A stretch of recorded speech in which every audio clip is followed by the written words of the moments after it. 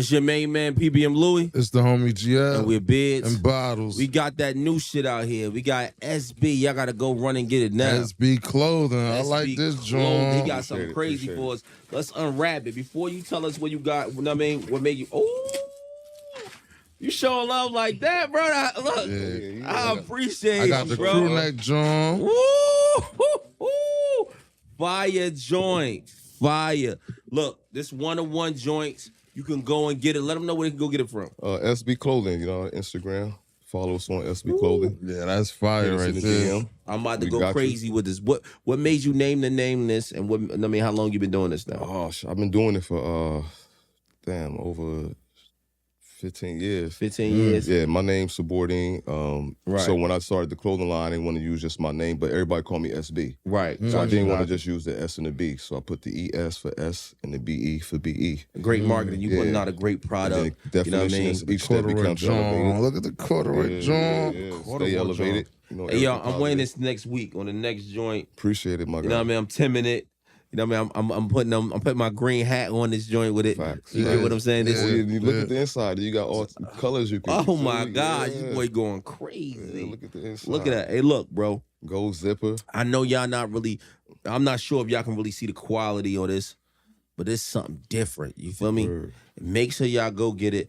SB Clothing. You got a website? No, it's in the making. Yeah, it's in the making, so just go to the Instagram. Everything on Instagram right now. Spell out the Instagram for them. SBE Clothing. Make sure y'all guys go there, get with Brody. TikTok, all that same SB Clothing. I'm telling y'all, it's 101. When you feel the material, when you look at it, it's something different. You need this in your life. Appreciate it. SB Clothing. Get it now. Word. Bow. What's going on? This your guy, Red Mcfly, a.k.a. the 5'10" giant. Take flight, Cokeboys, we in here. I just poured up on Bids and Bottles.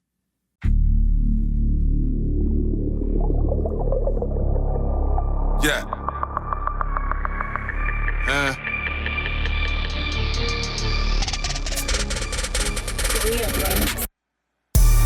Beers and bottles. Beers and bottles. Beers and bottles. Beers and bottles. Flyest niggas. Baddest moms. Poppin' shit. Poppin' bottles. Yeah. It's your main man, PBM Louie. It's the homie GL. We're Bids and Bottles. We're here with our special guest today. What's going on? It's your guy, Red Mcfly, a.k.a. the 5'10" giant. Clap it up. That's what we talking about.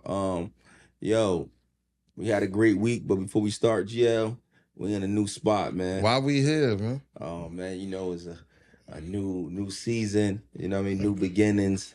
We starting things off bright. We figured it out. I feel like finally we here. How you feel about the new space?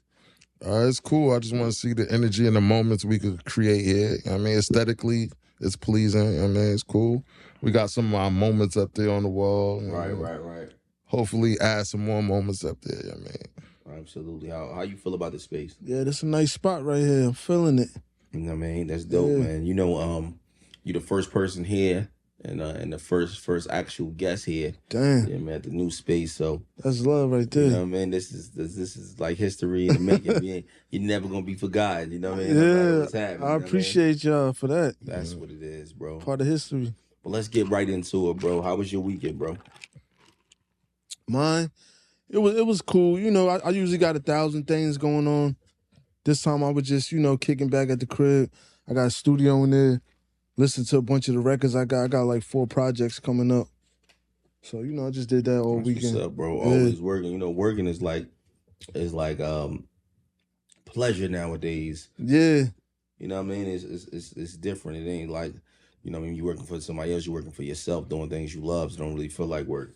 Especially in the comfort of your home. All day, yeah. You know what I mean? That's a beautiful thing. Yeah. How was your weekend, Gia? My weekend was eventful to say the least. We was gearing up for the live pod. That was a journey. Right. Fridays at Neptune's was lit as always. The live pod was lit. I was surprised at how much love was there, but I appreciate it. You feel me? Right. Nothing but love.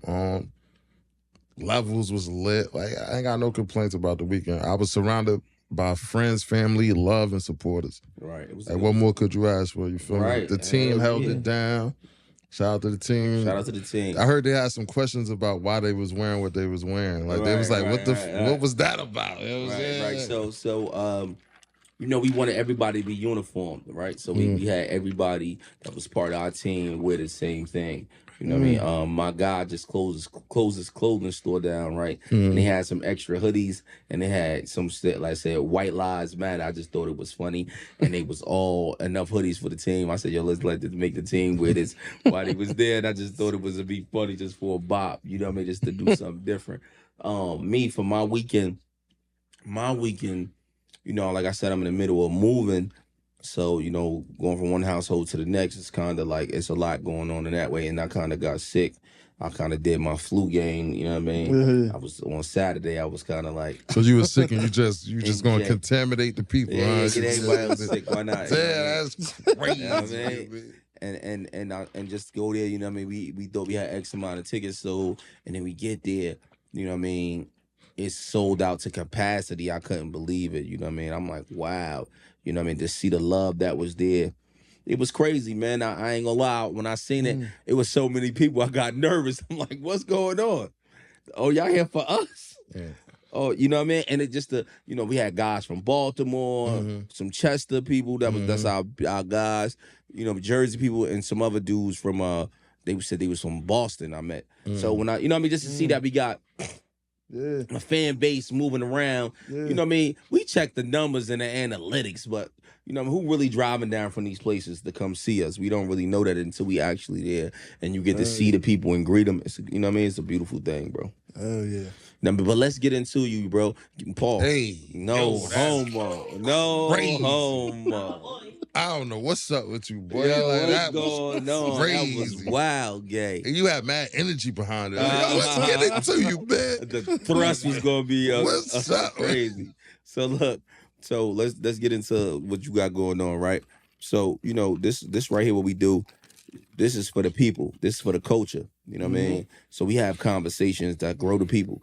But how we grow the people is the information through you. You know what I mean? We want to know your journey. Okay. That one-on-one journey. That's what makes us different than everybody else. We don't want to hear no other stuff that was happening on the other conversations you have. We just want that one-on-one journey. Take us to 9th grade. Where were you at? What was the mindset? What were you doing? Damn, 9th grade. Set the stage for us. Yeah. I had moved from Newark, New Jersey. Are you originally from Newark? Yeah, I'm originally from Newark. Oh, you from out here in Newark? Yeah. Oh, you from? Oh, okay. You know, I ain't living my whole life, but this is why I was, you know, this is my foundation. You was born in Bethlehem? Yeah. Yeah, you a Newark nigga, so you from Newark. And how old was you when you moved from out here? I was in middle school right before going to 9th grade. So that's what I was about to get at. Yeah. You was here from 13. You from here, man. Uh-huh. So, you know, I was I grew up in Newark. Right. I lived all over Irving to East Orange also. My mom's bounced around a lot. Right. So we winded up in Pennsylvania, out by Allentown, and okay. You know, I was just starting to figure life out a little bit. I mean, I started hustling and all that. Starting to get into trying to make beats, going on the computer. I think this program was called Acid. Acid? So Everybody usually say they start on the other program. What's that shit called? Acid. Oh, Fruity Loops. Yeah. Everybody always tell me their name. Fruity Loops was like down the line a little more for me. But I started on Acid Pro. I met these kids out there. They had the computer. I ain't even had no computer in my house. They had a computer. Right. So I'm like, I'm gonna go there, record, make beats and all of that. That's where I was at. I had a job after school, like working at the little gas station, sweeping the parking lot and all that. Right. And then I was hustling like at night. Yo, chill with the bag, bro. Cuz going crazy with the bag. God damn. He trying to make a table over there. Yeah, they hear the projects. Yeah, so that's how I started off for you, basically. You know what I mean? Yeah. And what was you hustling when you was hustling? You was out selling weed, or you was out here selling what were you? I was doing it all. Whatever. You know that working at the gas station, they paying you a little couple dollars here and there. Right. You like, nah, I'm trying to make something else. Right. So couple dudes, they, you know, hit me with a couple little packs and all that. So I was moving crack, weed, all that shit. Whatever I could get. The only thing I ain't never really fucked with was the dope. Yeah, back in the day. So I ain't like what I seen it doing to people, so I just never really fucked with it like that. right. What was the mindset? Was it to buy a pair of sneakers, or was you was starving? Like what did you say? Yo, I'm gonna start fucking with this, fuck with that, because the gas station money. At that time, you was 16? Yeah. At that time, niggas just wanted to take chicks out, buy clothes. You know, new Jordans was coming out. Right. You wanted to be in the mix. Yeah. You wanted to have that. They had a store that was like up the block, and they always had new clothes coming in. And I'm like, damn, I want to buy this fucking Coogee sweater like $180. You know, that's like what I make at the whole month at the gas station. So the whole month? What, you was working 3 hours a day? Yeah, I forgot that. I was quitting. Niggas was only making $5 back in the day.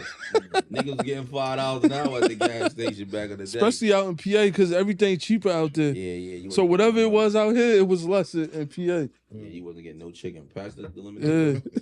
Yeah. I get it. Gas station definitely would have been. So I was like, yo, would have definitely been what it was. Yeah, and then I come outside, I see all the niggas out there hustling, whatever. I'm like, damn, let me see what they do. I started off, they give me money. Me and my boy, his name was Devron. They be like, yo, could y'all run to the store for us? So we go to the store. We steal all the shit at the store and keep their money. It was a genius. We started doing that, so I'm like a GL move. Yeah. That's how GL was. So then one day I was just like, yo, let me hold a little something. And then, you know, the game was different back then. It would just be like, you just stand outside, niggas just drive by, whatever. It's different now. Like we had those conversations, right?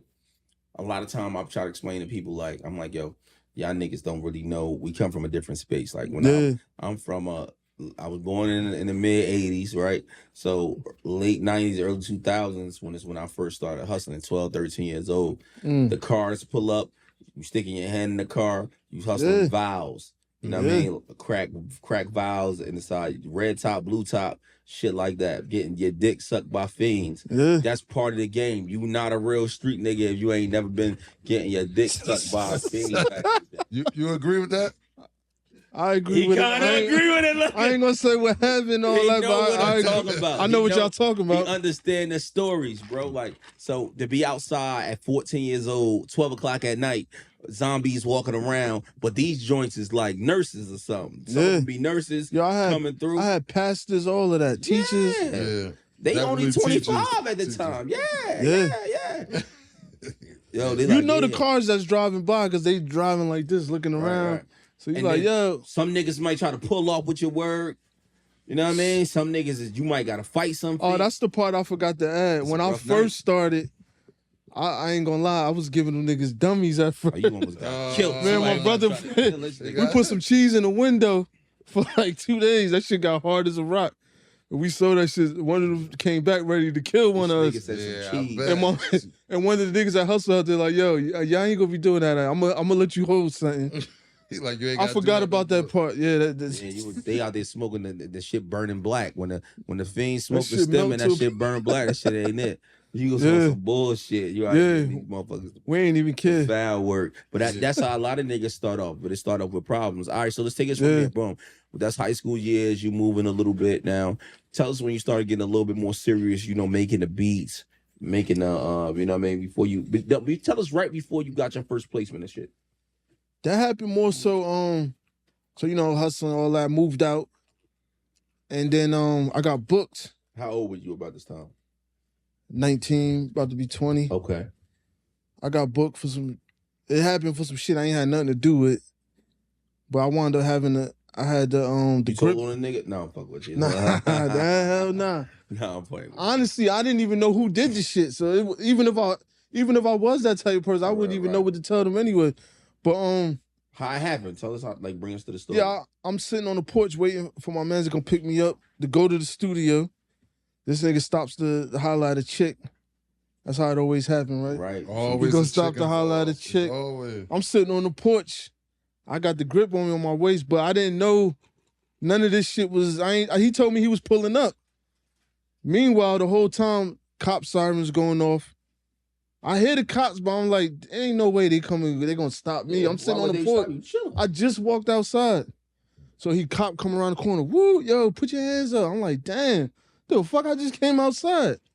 So I go and reach like this because I ain't. It's just it was a PA at the time. Yeah. Damn. It was just a natural instinct. I just go like this, and then he like, don't even do it. I'm gonna shoot your ass. So I'm like, fuck. Don't even do it. Yo, he saved me. He could have killed me right there. All this should have been over. But he long story short, I got caught with that. Whatever. I did like a year. Let's go back to that moment though. Like, how did when he was like, put your arms up? He was like, what's the name? What was going through your mind? We need to know this. What was I was like, it's over. Like, I thought it was over. I ain't gonna lie because I ain't really know too much about the law at the time. How old was you? About 19? Yeah, just about to be 20. Got you. So during that time, you know, you see people go to jail, they come home, but you don't really know how much time you're gonna get, especially for like a gun charge.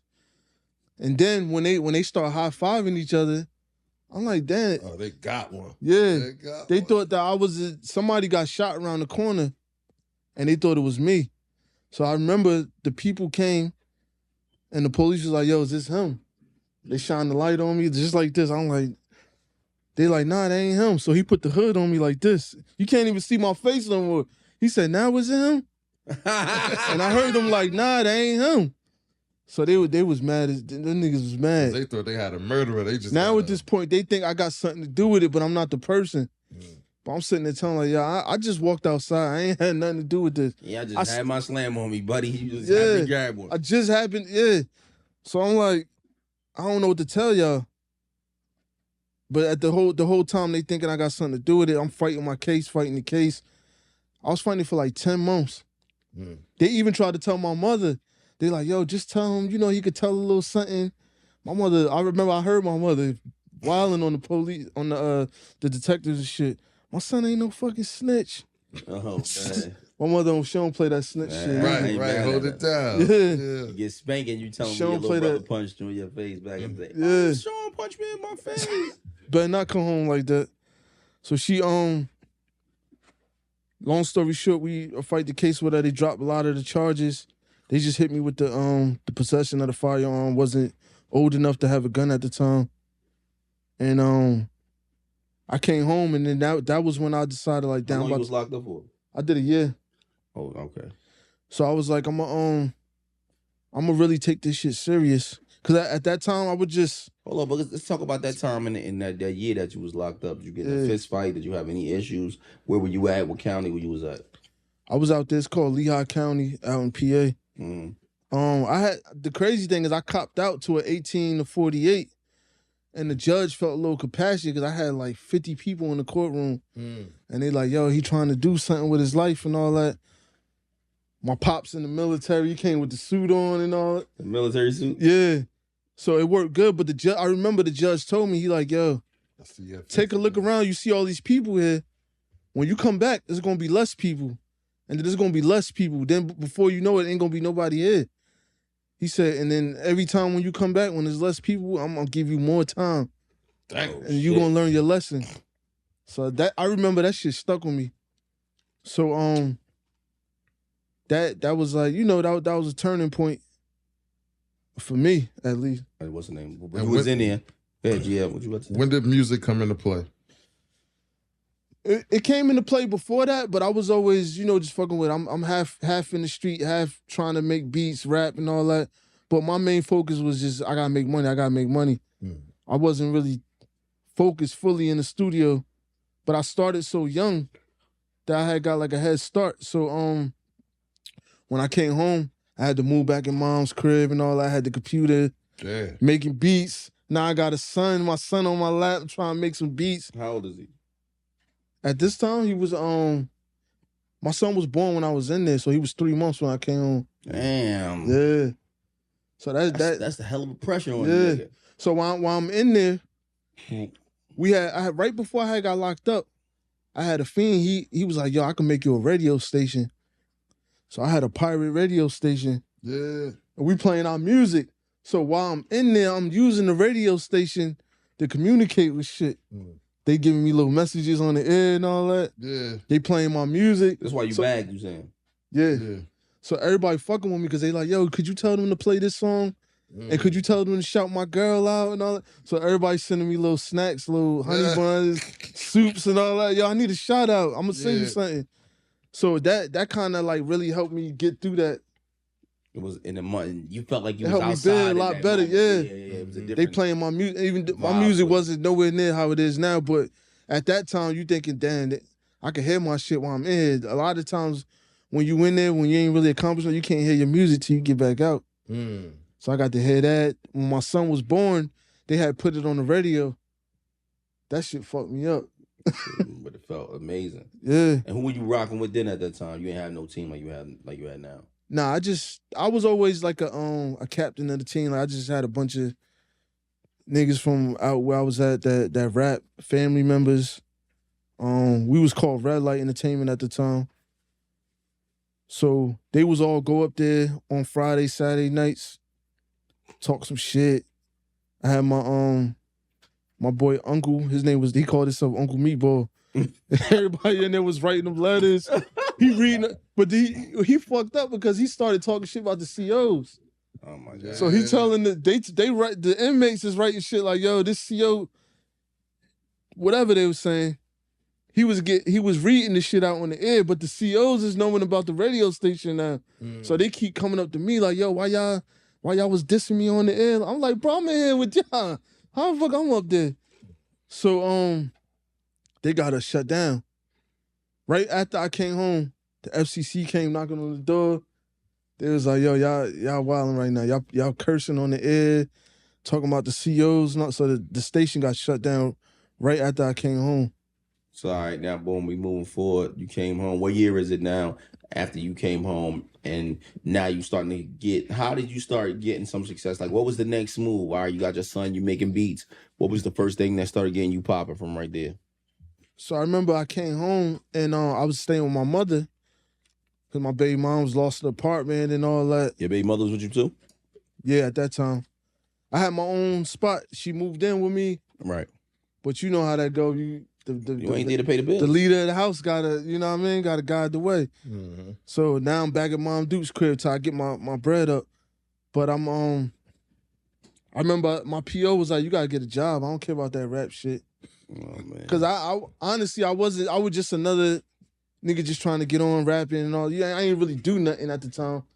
But I remember like, damn, you want me to work all week for $400? And I remember I answered the phone, get $400 real quick. Yeah. So I'm like, there's no way in hell I'm gonna work for 40 hours for $400.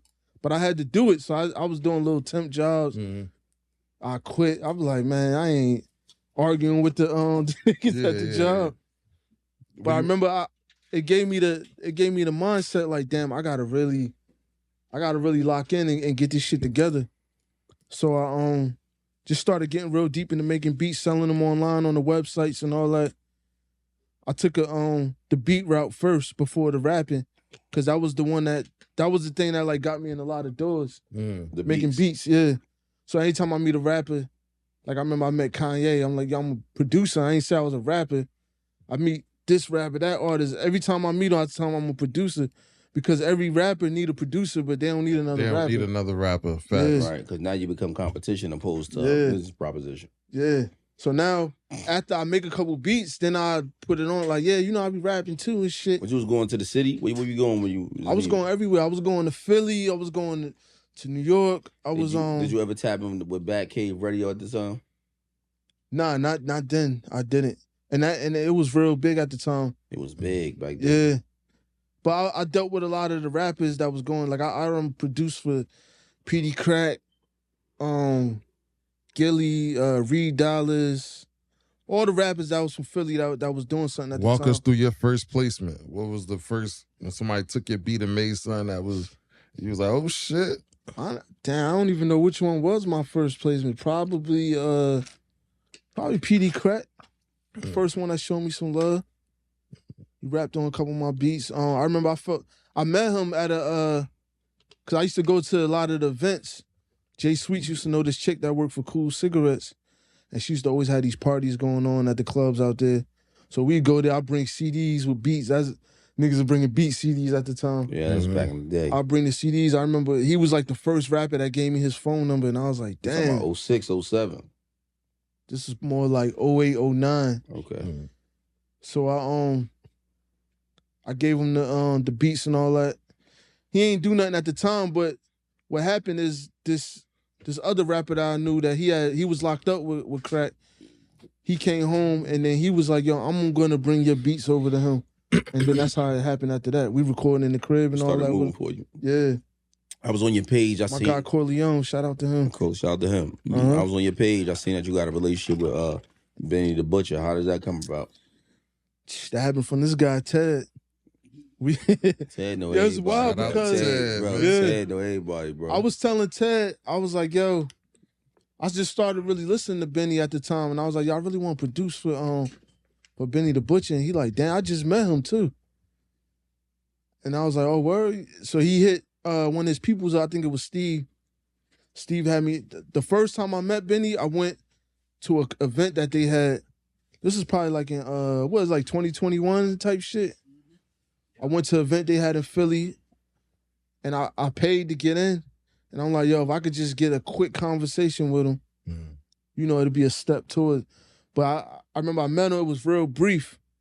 And then I met him again. Like, it was like I had to keep showing up. And then eventually Ted sent him some beats or whatever. He said Benny hit him. Like, damn, who made these? He's like, yeah, my cousin Red made them. So then eventually I went to another event. Benny was there. He was like, yo, come to Buffalo. So we go out there to Buffalo, drive out. That shit like 8 hours. Yeah, Buffalo. Yeah, from Yeah. where? From what? Where you live at? Philly? Yeah. It's like an 8-hour drive, right? Nah, Buffalo was deep, bro. Or was it 6.5? All right, my bad. 6.5 hours. That should be deep, That shit bro. feel like 8 hours. Well, Yeah. I drove there from here. That shit 4 hours. Oh, it's only 4 from here? Yeah, like 4 hours, 4.5 hours. that ain't shit bad, be then. crazy. My little sister live up there. That's what I'm trying to say. I was Yeah. sick going up there. So we go out there. We cooking all week. We knock out like 8 records. And then one of them wound up being a big record for me. It was the first single on Fuego Bass album. It was called The Warehouse. And it was Benny, Fuego Bass, and OT The Real. Oh, And shit. OT's big in Philly too. Yeah, OT. Yeah. Everybody knows. I've been OT. trying to get him beats for like a year before that. So we kept, we spoke on Instagram a couple times and sent him some records. But it's like when we was there, they got to really listen. Because that's the other thing. A lot of times you send rappers beats, they don't really listen to them. But when they in that mode, Yeah.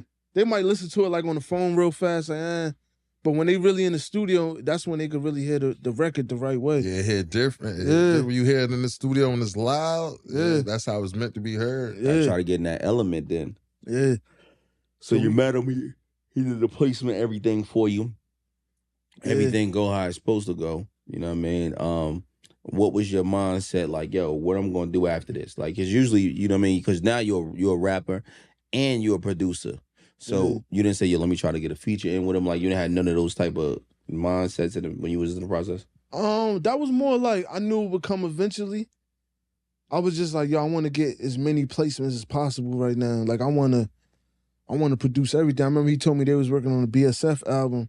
Yeah. He was like, he wanted me to help him work with his project. Right. So I was just like, yo, when I'm here right now, I'm on producer mode.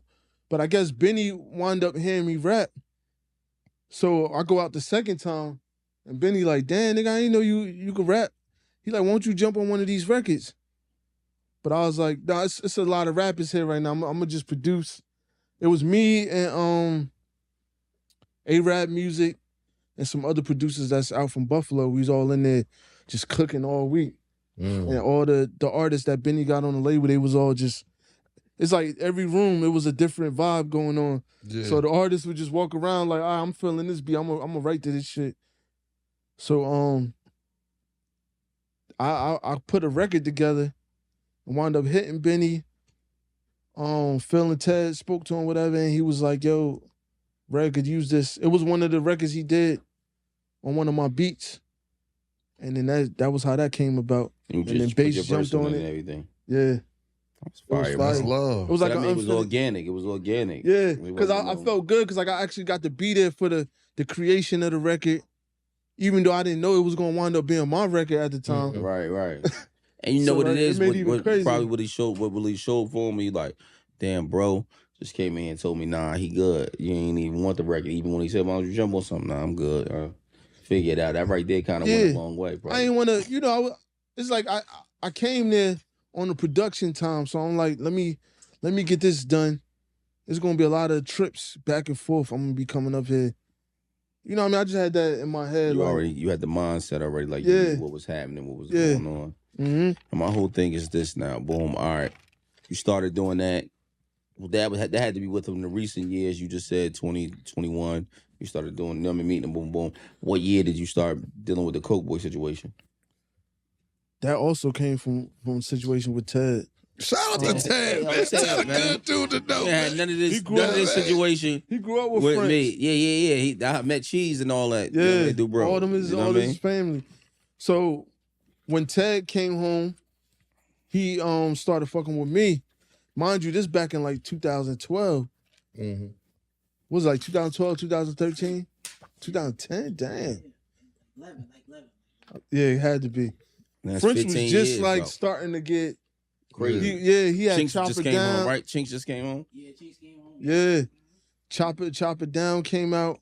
And then it started going into I'm a Coke Boy and all them records. But I was always around. French knew me from coming around with Ted all the time.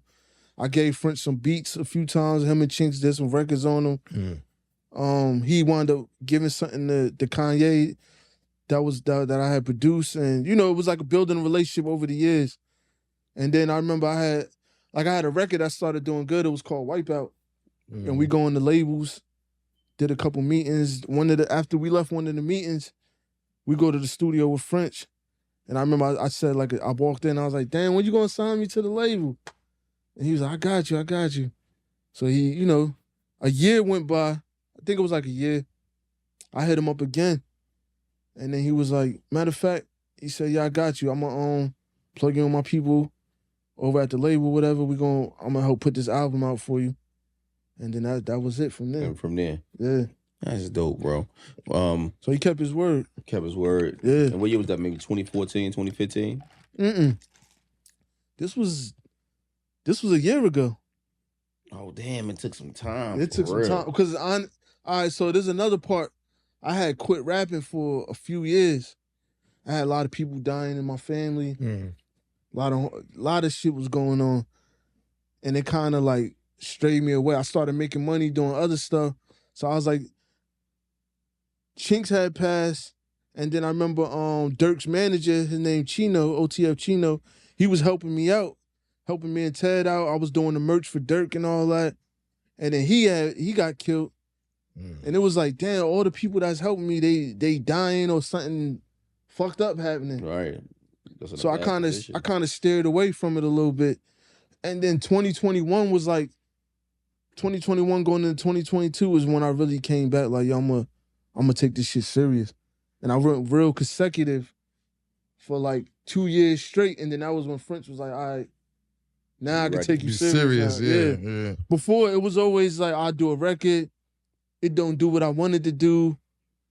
Do another video like 6 months. Like when you working like that, it's like you never gonna catch fire. Yeah, how can you? You gotta keep hitting them like this. And then then the attention span's so short now. Like, and then when you finally drop something that catch, they're gonna go back and see all the records and then they're gonna fuck with you. So let's go back. Let's go to more current things, right? We just did a live, right? On the live, GL was talking about women courting men. At this stage of the game, in this place in your life, right? How do you feel about, you know what I mean, dealing with a woman? Does she got to come holler at you? You got to holler at her? And if y'all are hollering at each other, well, how does the dating situation go? You courting her from the rip? She got to do her part, or it's all you? I mean, I'm old school in that sense. Like, cause I always watching the old heads when you growing up. You know, they tell you like, you know, take a chick out. Chick supposed to come live with you. You don't live with a chick. Yeah. Supposed to be the breadwinner. You know, all of that is what I seen growing up from the old heads. So you still kind of like the old head. Yeah, so that always kept with me. So ain't no 50-50 with you. Nah, I mean, if a chick is willing to be a team player and do things like that, then there's nothing wrong with it.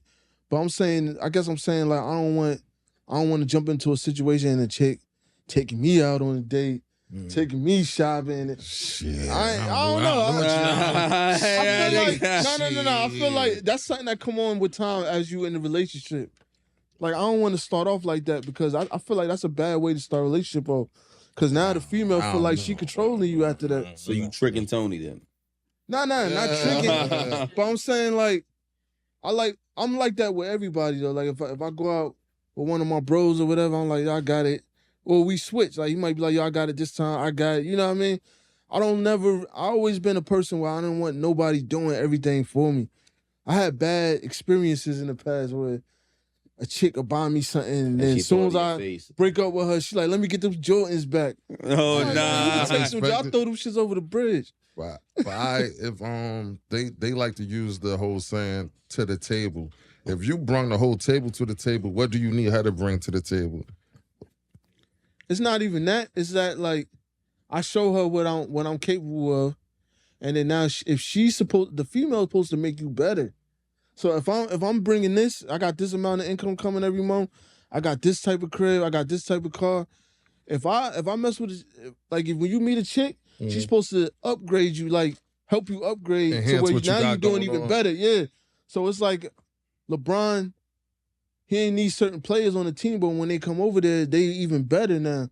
He's Yeah. still gonna be LeBron with or without them. Why you had to say LeBron though? He's saying it right now, nigga. You saying it LeBron, right my guy right there. You saying it right. That nigga's some hating ass nigga, bro. He a fucking you a LeBron Bron hater, hater? bro. Yeah, he a Man. LeBron hater, man. Come on, man. He a man. Look. Come on, man. We got a whole segment that went viral. Him hating on Bron. Nah, me tell. I'm a truth teller. Who we had on? I'm who he was going back and forth Manolo with? Rose. Manolo Rose. He was going back and forth. You I'm a know what I mean? LeBron truth teller, but what about you saying? No, you a LeBron hater, nigga. So you can't admit that LeBron is a great player? He good at what he does. You know what I'm Get saying? the fuck out of here. He does. Hey, I always say this. This is a conversation we had the other day, right? And I said this recently about the basketball situation about LeBron before we get back to it, right? Michael Jordan. This is the Michael Jordan LeBron situation. That's all I'm going, right? Michael Jordan is the greatest player that ever played, but LeBron is the best player that ever played. I think the difference is a big difference. So greatness and the best are two different things. So you to be best, yeah, in all categories, I may be better. But when it comes to greatness, that's star power. That's winning 6 MVPs. That's going every time you go to the, you know what I mean, to the big game, you win. That's, you know what I mean, having the guys follow you after 30 years, you out of the league. You know what I'm saying? Us wearing your sneakers. Greatness is different. I'm not saying LeBron not great. LeBron is great. But he's just greatness. This the way Jordan greatness is He different. great at what? This the way how I He's always great at put it, everything. and people always Great. agree He with me. not great at nothing. The way this how I look at it, and I got the jerseys hanging up in my basement as the reminder. Jordan was the greatest of the '90s. Then I got Kobe, who was the greatest of the 2000s, and LeBron is the greatest of the 2010s and up. That's facts. Well, I always tell niggas this, like, y'all always call Kobe great. I'm a Laker fan, so I always call Kobe great. Kobe great. Kobe one of the greatest. He great. I love Kobe. LeBron beat him in every statistical category. Fact. I said one. Rings. Outside of that, he beats Kobe in every statistical category. He might get one this year though. So with Luka. yeah, with Luka. Come He on, look man. All right, we crazy. might as well get He it. look crazy. gotta last admit night. that. Lakers ain't about to win shit. Shit is over. Fuck all the small talk. Fuck all the small talk. You go. Has there ever been a time that you went raw the first night, right? And when you did, right, did you regret it? I did. I ain't regret it. It's part of life. Yeah, that boy got burnt. I ain't. That's what I'm trying to say. I ain't get burnt, so Yeah, So you did. I ain't had nothing to regret. explain that. Bring that moment down to tell us that story. Getting burnt on the A first lot night of is niggas don't got. crazy. I'm being honest with you, bro. Let me have this conversation with you, right? I've been, when I come up here, I tell stories. I tell the stories that this happened. Yeah. And I can tell a lot of niggas that wasn't getting pussy back in the day because you don't even remember your own story. Like, come on. Like, tell a story. We need to step. I met this bitch at this day. We was vibing. We was getting drinks. Tell me the story. The people want to know the story. They don't want to know what happened. They don't want to know that bullshit you just said. No, bring the story to us. Let us know, my baby. Put it in. Tell us what happened. Hey, Let us know the yo, story. This guy. Yeah, no homo. That's my shit. Detroit shit, my baby. Yeah, Just yeah. regular shit. Met on MySpace and all that. Oh my God, it's going to 07. Back in the MySpace time. You know what I mean? wound up was with each other for a lot of years after that. You know what I mean? Shit happens sometimes. Yo, and let me, But you see, you ain't giving the details. Let me tell you a story that look, you ain't giving the details, my nigga. Let me tell you the He story. want bro. everybody to talk to him. Yeah, you got look how I'm about to talk to. I'm about to talk to the people, right? I'm gonna give you one of my one night stands, and I'm married, but I'm gonna give you one of my one night stands back in the same era. And she follow us. You feel me? She watched the story, so she gonna hear this. The last one, I brought her up here and she spoke about it. You know what I mean? But I'm gonna tell you about this one, right? This is a fact. So yeah, about to laugh when he hear this. It's 06, 07. We outside. The homies out. I pop up at the People's Choice. I pop up at the People's Choice. That's down there by Checkers. Go down there. Is this like one of them ghetto? You want on a date to People's No, Choice? I don't know nobody yet. Oh, I go there with the homies. I'm here with the homies. I go there, Okay, Spaz. yeah. No, the homies. You said So, People's Choice? Spaz and all them. We go up inside. Damn, I don't want to say a name because I don't want to be a rat. But I meet a John in there. You know what I mean? Mhm. We start kicking it. She playing pool. I don't really know how to play pool, so she kicking my ass. I feed her a drink or two. She's like, "You want to come back to my crib?" I'm like, "Absolutely, I want to come back to your crib." Slipping. I go to this John crib. I'm like, "Yo, I got this 40. You know how I was coming in. I got the John on me, the Dini, whatever it is, whatever problem it's gonna be." I go up in the joint with the shorty. Bitch ain't got no. She said she just moved in. This bitch ain't got nothing. No couch. No furniture. No furniture. I'm like, yo, this is a bando, but it can't be a bando because how nice the spot is. You feel me? I don't want to say the block neither now because we going. I was about to say the block too. I ain't probably don't live there no more.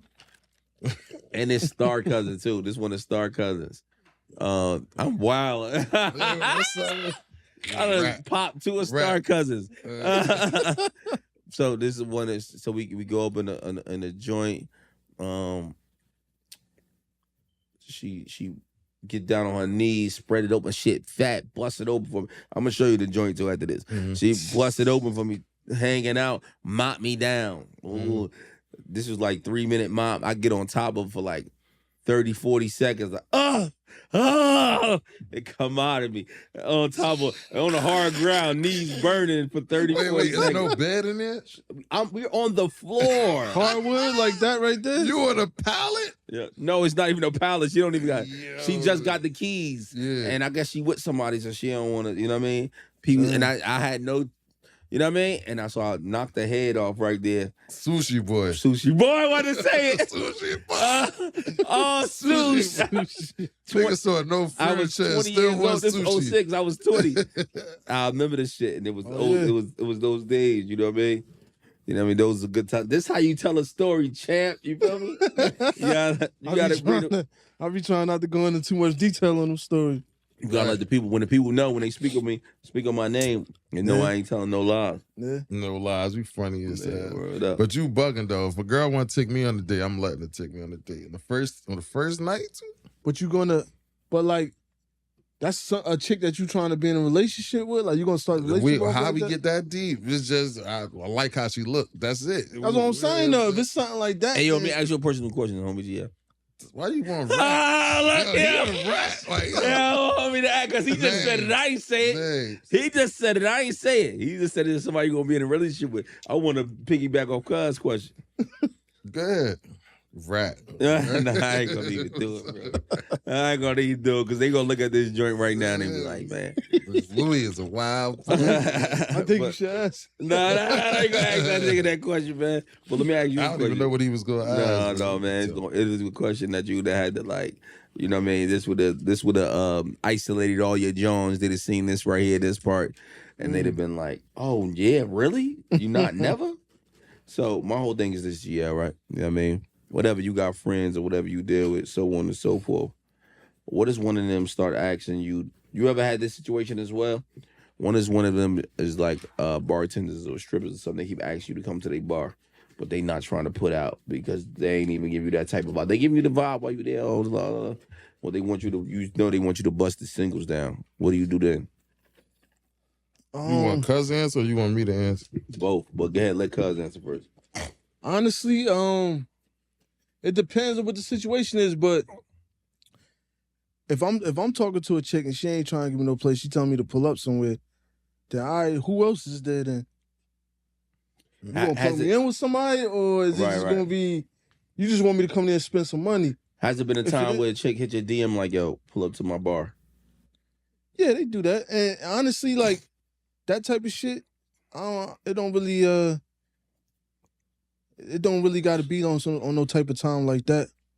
You know, the bros said they want to go out somewhere, like, yo, somebody said to pull up here, it's gonna be lit, whatever. That's all it be. That's real shit. How about you, GF? I could normally tell from the DMs if it's just about that. You know what I mean? If our conversation ain't much outside of pull up to my bar, I'm never pulling up. Or if I pull up, I'm not sitting at her bar. She got a trick. Now I am here. Hey, how you doing? And I'm sitting at the next bar going crazy. Yeah. But now, if I think that's all you want from me, you're never getting that. Wherever you go tonight, I'm going where you go. I'm outside, man. I just hit on FanDuel. I got a feeling that you're going to Dollhouse tonight. You think so? Let me check. Let me check the line. And I ain't gonna lie, I want to see some ass too tonight. You popping out with us, bro? 9:30. Or y'all going right to PX? You buying chicken and shit. That mean you got a couple dollars. No, I got some money to spend. Ted always got a couple dollars to spend. You crazy? That nigga Ted. No, y'all ain't going out. Nigga. Ramadan, he gonna blame everything on Ramadan. Ramadan. He fasting already. Nigga, you was eating pork 2 weeks ago. No, I'm fucking with you. That's wild. Assalamu bacon. Look, bro. We appreciate you coming up. You know what I mean? Yeah, I appreciate y'all having chopping up with us. This one of them, like, when we have this pod, I think this is what people like about us. We have real conversations. You feel me? Yeah, I appreciate that. But we still got to talk about some more Cuz music before you leave. Yeah, let's get to your music. Okay. Yeah. Like, what you want the people to check out for? What's one of your bigger records that you was, like, surprised it went? Like oh, people rock with this one. You know what I mean? I got this album we just dropped called There Will Be Tears. That's the first project I dropped under Cokeboys Records.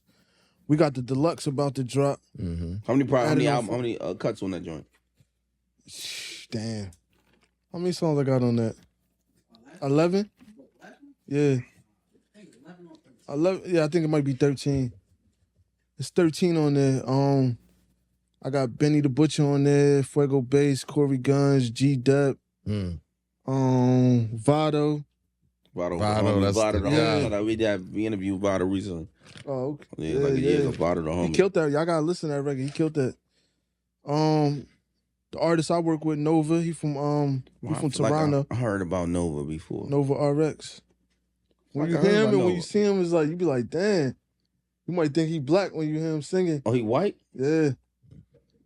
Fire. That's crazy. Fire artist. That's the type of artist I feel like he gonna be doing billions of streams in a couple years. Yeah. I hope I ain't forgetting nobody else that's on that project. I ain't forgetting nobody. Oh yeah, Duckman from BSF. Yeah. From Alaska. Yeah, he from Alaska. Benny Sano. Yeah. He fire too. Max B on there. You got a record from Max B. That's fire. How you get a Max B record? Shout out to Todd Black. Shout out to Todd Black. He put that together for me. Wavy, but that was my guy. We used to be listening to Max. He be home in, he got 10 months left? Man, y'all been saying he'll be coming home for 4 years. Nah, this time for real. Is he a rat? I was seeing a lot of shit. What the hell? How you end up right there? I'm asking him. Look, I seen this shit on the internet. I don't know nothing about that. I ain't heard nothing. Come on, bro. You know what I'm talking about. I seen the video you talking about, but I think that got cleared up. I'm just asking the question, bro. I don't know. That's crazy. I'm a Max B fan. Let me tell you. Yeah, I think they cleared that situation because it died out. You hoping not? No, you niggas. Let me tell you something. What I found out about life, bro. A lot of niggas that you know what I mean. Your idols. Sometimes you got to cross them for your survival. What they say, AI them for your survival. Not trying to say that's what happened or what you had to do with bro. I'm just simply saying a lot of times, you know, we want people to be who we see them from years ago. I had that happen and then in life. You know, nigga, like somebody like the situation's coming on. We don't know what's happening with Big Meech. We still don't know. You get what I'm saying? We just hear. Yeah, but that situation, I feel like if 50 knew that while he was working with him, and then all of a sudden, I mean, when something happened, then he bring it to the light. Who's to say when he knew? But how he found out right when he stopped? It's like he just found out the day that he stopped rocking with him. Yo, let me tell you something. Information delivered too soon could be detrimental to everybody. Nah, I agree to that. Right? I agree but to that. information, when it's delivered at the right time, could be a spectacle. So all I'm telling you is that sometimes that you know things don't mean say them because you know them. You understand that? But what I'm saying, what I'm trying to say is, if he knew that and still was doing business with him, why he make it as a? Why he wait for the fallout yeah, to say? Yeah, why Absolutely. he use that This as the chestnut point? Why checker. you know what I That's mean? that cancer shit. Yeah, I'm a telling you, cancer. I ain't gonna lie.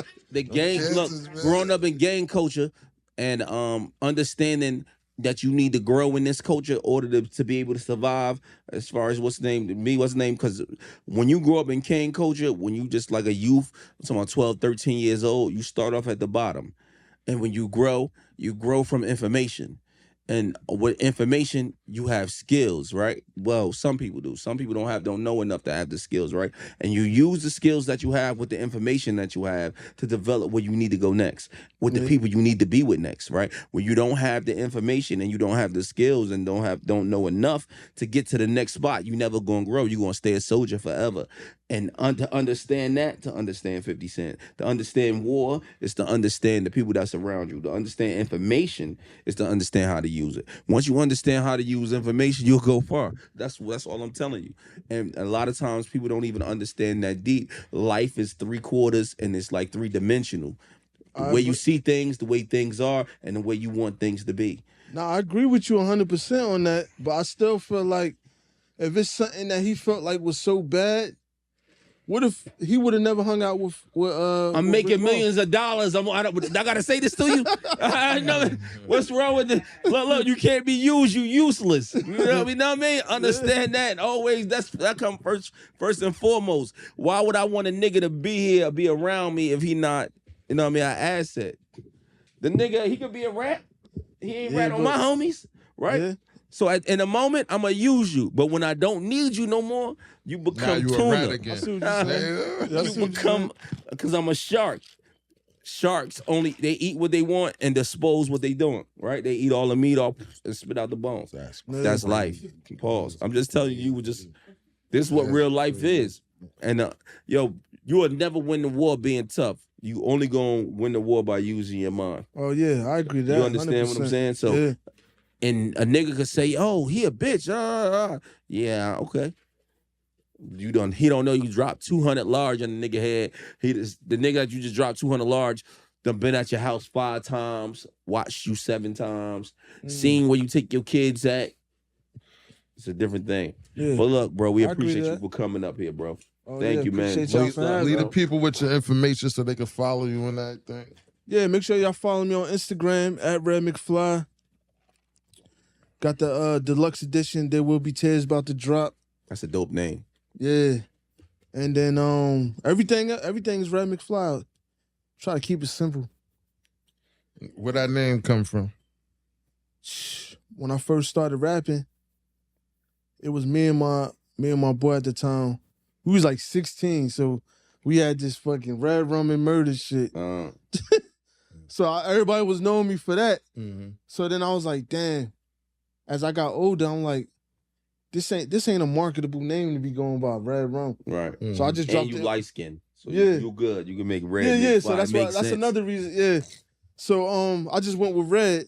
Then I was like, damn, that shit ain't Googleable. Like you can't just Google Red and then shit pop You ain't up. gonna pop up fast. Yeah. So I always been a fan of Back to the Future. Marty McFly. Took the name from that and just That's put it smart. together. It's dope, bro. And I never seen nobody else with that name. So Nah, I'm not Stuck with Googling me. you, Pops. Move up. You're So the that's only nigga. that was the whole purpose behind it. Just strictly for marketable purposes. Mm-mm. Well, give them Otherwise, I would just kept it because everybody just call me Red when they speak to me. when they see you, right? Yeah. So give them all your handles, Instagram. Just did that. Twitter, Yeah, man. everything is on at Red, Red McFly. McFly. Oh, just everything. Just Actually, Red I just McFly. got the Twitter. My I got the Twitter. I mean, not Twitter. TikTok. The Oh, Red okay. McFly official. I ain't gonna Somebody lie. took my name. We just really just got the TikTok going on Oh, y'all too, bro. did? Yeah. TikTok starting to move. I ain't gonna lie. It's starting to Yeah. bring a lot of new fans. I just be trying to take advantage of every social media that they got. Like I post my shit on YouTube, TikTok, Twitter, well, X. Let me ask you a question Instagram, before we get Facebook. into the last question I'm gonna ask you before, because I know you from that era, the same era we from, right? Yeah. How do you feel, you know what I mean, coming from that era when niggas was selling CDs, right? And then they had to make the transition from CDs to putting that shit online. You know what I mean? What was your mindset at the time, and how did you think that shit was gonna work for you? I tried to always be on top of that because it was a time where I would drop projects and I'd sell 10,000 CDs in the street. Like, that's not even exaggerating nothing. That's how much CDs we was really selling. We was taking $3, $5, $10, whatever somebody wanted to give. We would go hit up Atlantic City, go to music festivals, go to Times Square, everywhere. Like, yo, I got my CD. You want to buy it? Yeah, that's like a So- 6-month grind. Yeah, it was 24/7. That was just strictly what we was doing. And when Dat Piff came out, That's what I'm saying. That I was changing. transitioning it where it's on Dat Piff, but then it's in the CD. I got it the CD, and everybody's like, "What?" But if it's on Dat Piff, I'm gonna just download it for free. So now I was like, "Damn, do I upload my shit on Dat Piff?" But I was still doing it anyway because I didn't want to get lost in the. I always had the mentality like, you don't want to fall too behind on the trends that's going on in music, Right. because the trends always change. Mm-hmm. So I had to stay with that. But then we started losing the money from the CDs because there was no money to be made on Dat Piff Right. because everything was free. Right. Then it switched over to Spotify. And it's like, damn, now they paying you pennies on the dollar. You mean Apple Music first? Not Apple Music. Apple What's the Music, shit called? Spotify. CD Baby. It was CD like Baby. CD Baby iTunes. online. iTunes. That's what it was. Yeah, iTunes. When it was iTunes, it 2015. was like people were still doing CDs though at the time. Right. When it was just iTunes. But once like Spotify and Yeah. Apple Music and all that stuff started Tidal, taking, yeah. Tidal, it was like it was over for CDs at that time. So you really ain't had no choice but to Going to try to apps. keep up. Yeah. So now you like, damn, how do I keep the algorithm going to where I'm popping up on people's playlists and the next music, when somebody play a 50 Cent song or they play a French Montana song or Jim Jones or whoever, you How to want be your the music next to be name in that after algorithm. Yeah. So it's like, now we got to learn. Like, we like, yo, we got to run ads. Right. We got to get on playlists. We got to do this. So it really turned the artist more into a businessman than ever before. Absolutely. Before it was kind of like this. The CDs, you was like a drug dealer. But with Trapping, that was iTunes, it. it's trapping. But with the iTunes and the Apple Music and Spotify, you more like an office businessman now. Right. Yeah. Yeah, Still the same concept, but it's like that transition. How I always feel like anybody that could sell a lot of drugs, you could be a good businessman too, like an entrepreneur. I sold kilos of coke. I'm guessing I could sell CDs. Bro, it's happy for having you here, bro. Yeah, Thank you again, appreciate bro. y'all. You know what I mean? Thanks for Yeah. pulling up. You know what I mean? It's your main man, PBM Louie, It's the homie GI and we're Bids. and bottles.